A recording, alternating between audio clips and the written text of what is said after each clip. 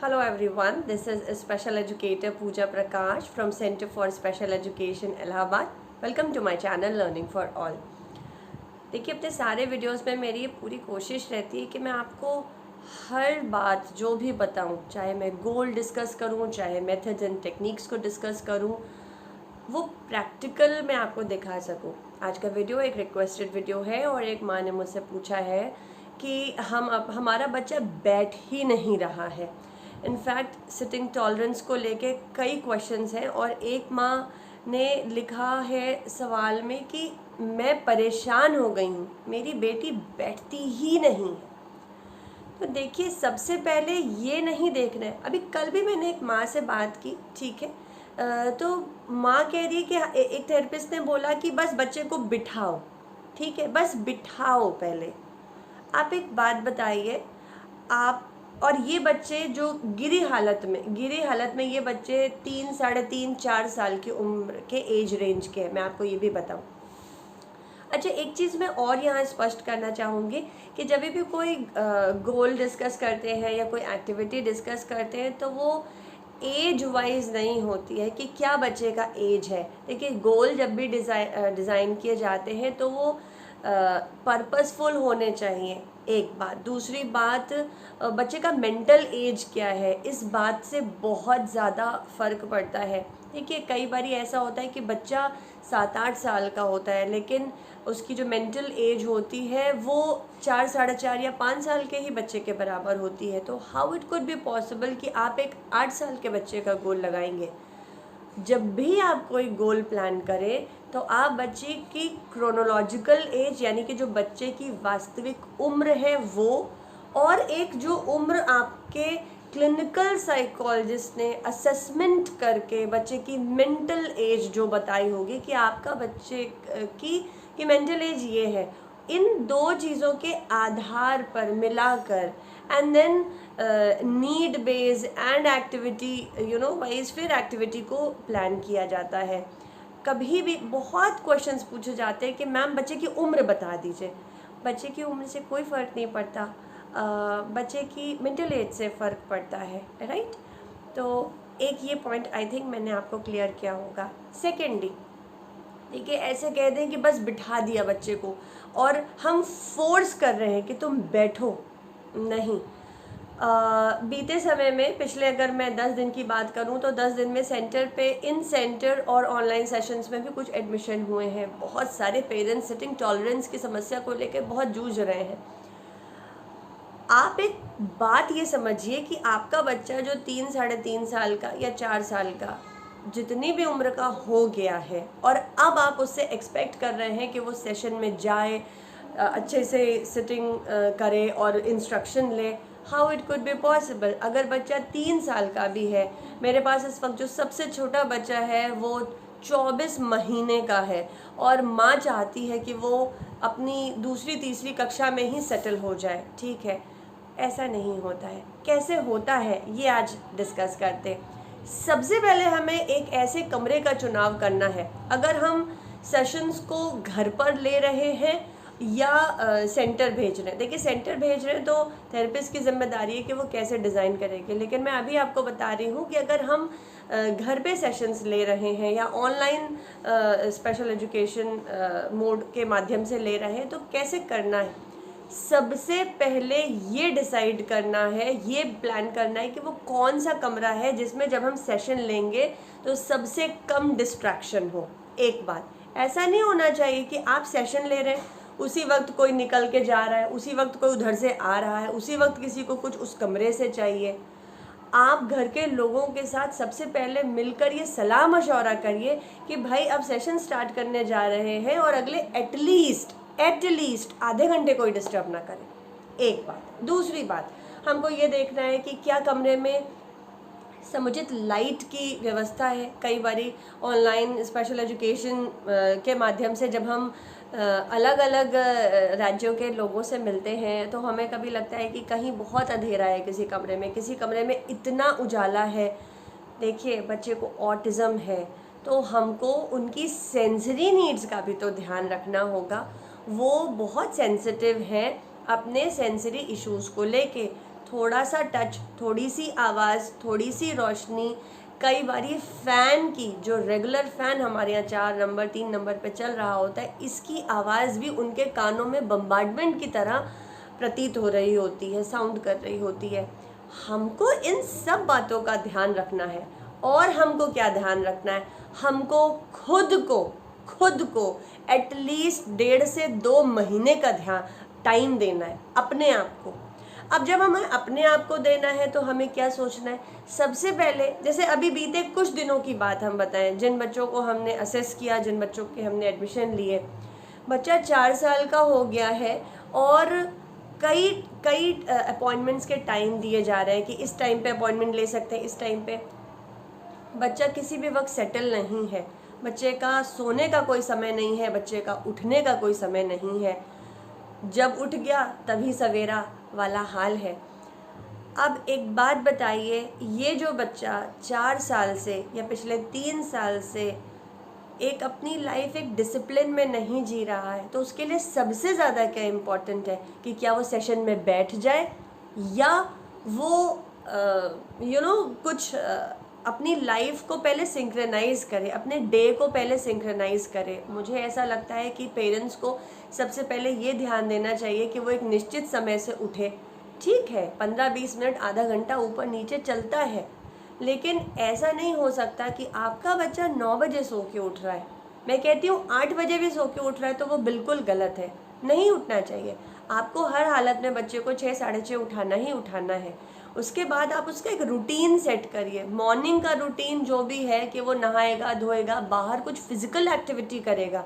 कई बारी बच्चे सेंटर में जो मॉर्निंग टाइम में लगे हुए हैं वो आते हैं एंड दे आर यॉर्निंग। अब आप बताइए, एक बच्चा जो जागृत अवस्था में नहीं है उसका अराउजल कितना लो होगा? अराउज्ड होना चाहिए ना बच्चा जब सेंटर आ रहा है। तो हमको इस बात का बहुत ध्यान रखना है कि बच्चा जब सेशन लेना, हमें टेबल टॉप एक्टिविटी करनी है, तो बच्चा अराउज्ड स्टेट में होना चाहिए। अराउज्ड स्टेट में करने के लिए हम क्या करेंगे? बच्चे के साथ हम फिजिकल ड्रिल्स करेंगे। मेरी जो सहयोगी है डॉक्टर प्राप्ति वर्मा, वो हमेशा सजेस्ट करती हैं कि स्पेशल एजुकेशन के सेशन से पहले ओटी की ड्रिल्स होनी चाहिए, सो दैट बच्चा थोड़ा काम डाउन स्टेट में आ जाए। जो स्पेशली वो बच्चे जो बिल्कुल नहीं टिकते हैं और उनका एनर्जी लेवल बहुत हाई है, तो हमको ये करना है। और हमको क्या करना है? हमको निरंतर एक ही स्केड्यूल को फॉलो करना है। हमको निरंतर एक ही स्केड्यूल को क्यों फॉलो करना है? क्योंकि ये एक बिहेवियर ट्रांसफॉर्मेशन की प्रक्रिया है और इसमें बच्चे को ये एहसास दिलाना ज़्यादा ज़रूरी है कि जब हम ऐसे जो अब हमने जो ये लाइफ शुरू की है, अब ये जो हमने डिसिप्लिन स्टार्ट किया है, हम इसको मेंटेन रखेंगे, हम इसको छोड़ नहीं सकते, हम इसको तोड़ नहीं सकते। हाँ भाई, ऐसा कर सकते हैं कि तुमको ये पर्टिकुलर एक्टिविटी नहीं अगर अच्छी लग रही तो हम तुम्हें 2 ऑप्शन दे दें, भाई ए पसंद है या बी पसंद है। हमको बच्चे के स्लीप साइकिल को, बच्चे के खाने पीने को, बच्चे का जो बच्चे बहुत कम खाना खा रहे हैं या बहुत खाना टीवी देख के खा रहे हैं, स्क्रीन देखकर खा रहे हैं, और अब थेरेपिस्ट ने 0 स्क्रीन कर दिया है, तो उस वजह से चिड़चिड़ा कर, परेशान होकर उन्होंने खाना खाना कम कर दिया है। उस चिड़चिड़ाहट में उनका सेशन तो सेशन, उनके पूरी लाइफ पूरे सुबह से लेकर शाम तक का जीवन ही बिल्कुल अस्त व्यस्त हो रखा है। हमको छोटी छोटी बातों पर पहले ज़्यादा गौर करना है। बच्चे को बिठाना नहीं है।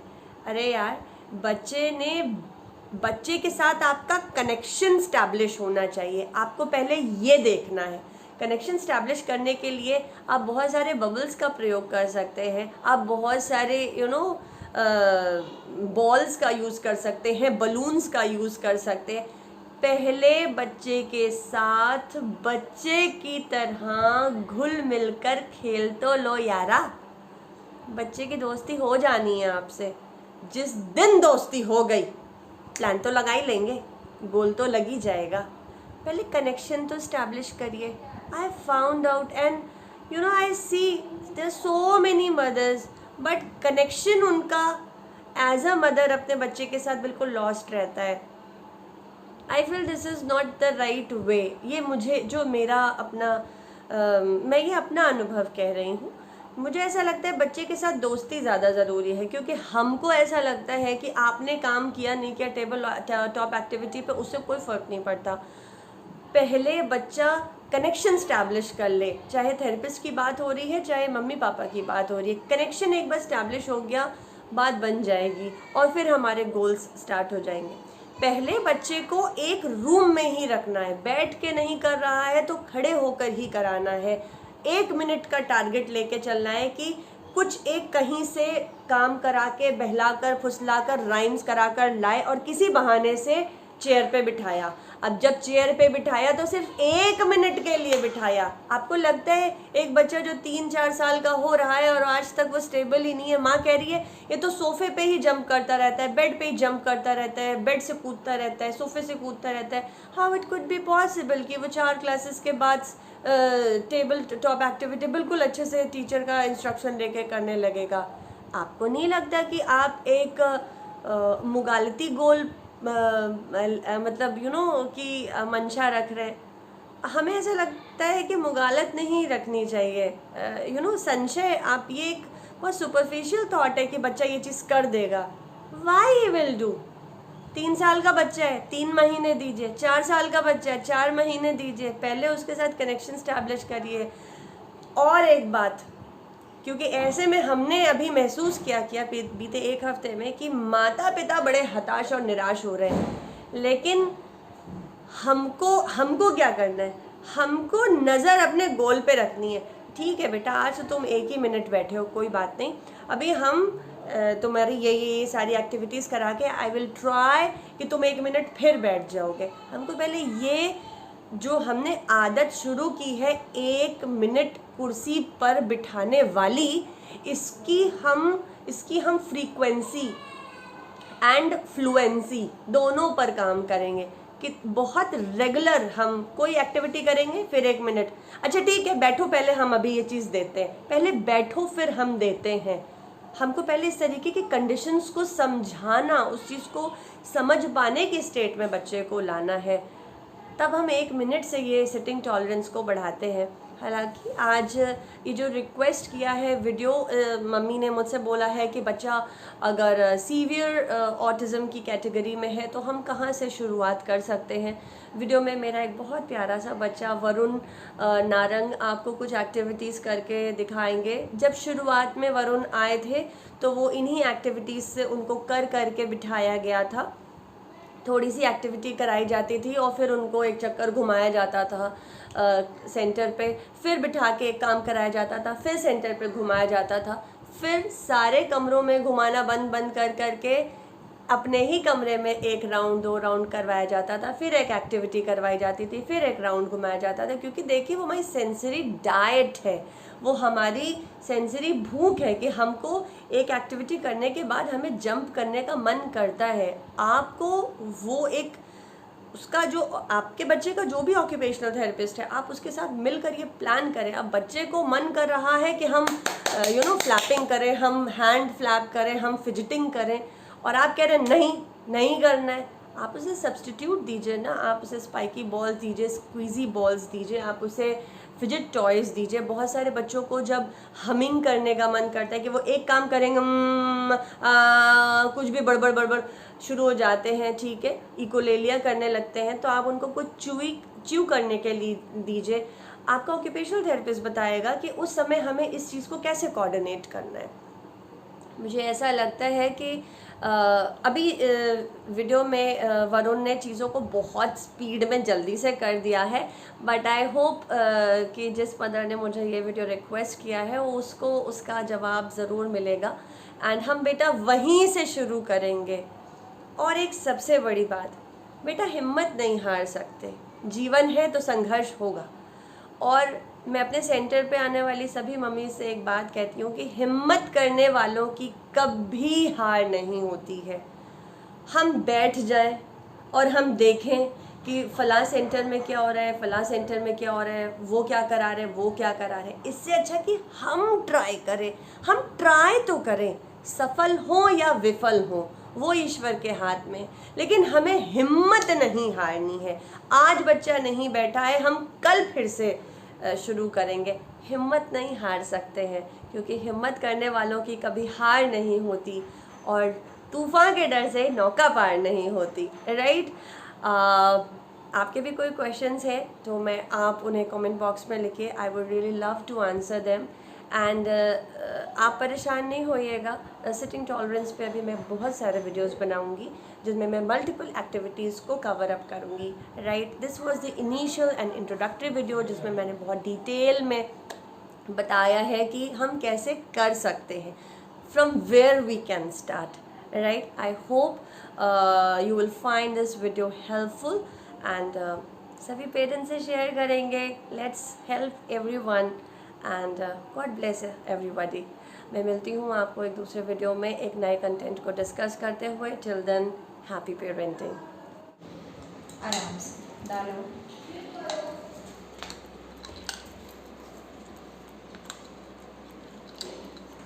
आराम से 1 बाय 1 डालेंगे। डालो, देखकर डालो, डालो, डालो, डालो, डालो,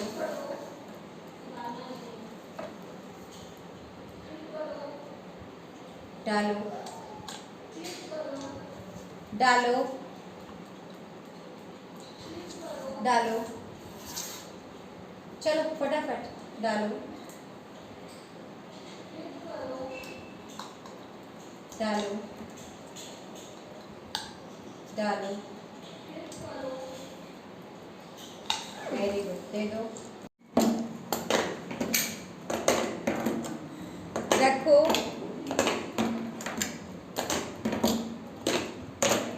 वेरी नाइस।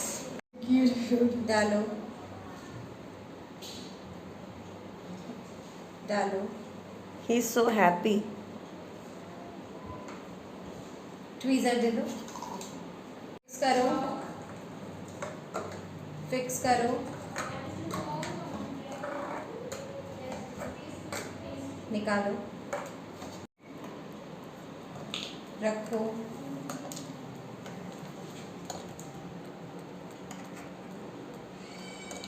रखो, आराम से रखो,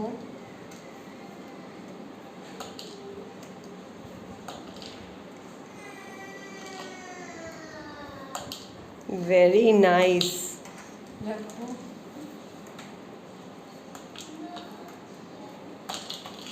वेरी नाइस। निकालो, वो तो दोनों हाथ का कोऑर्डिनेशन बड़ा सही हो गया। Very good. क्लिप चलो। करो, क्लिप करो,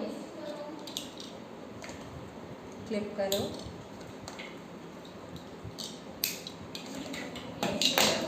आराम से, प्यार से, जेंटली।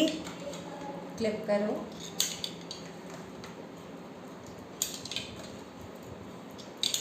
ओके, निकालो, राइट हैंड से निकालो, निकालो, निकालो, निकालो, निकालो, आराम से, आराम से।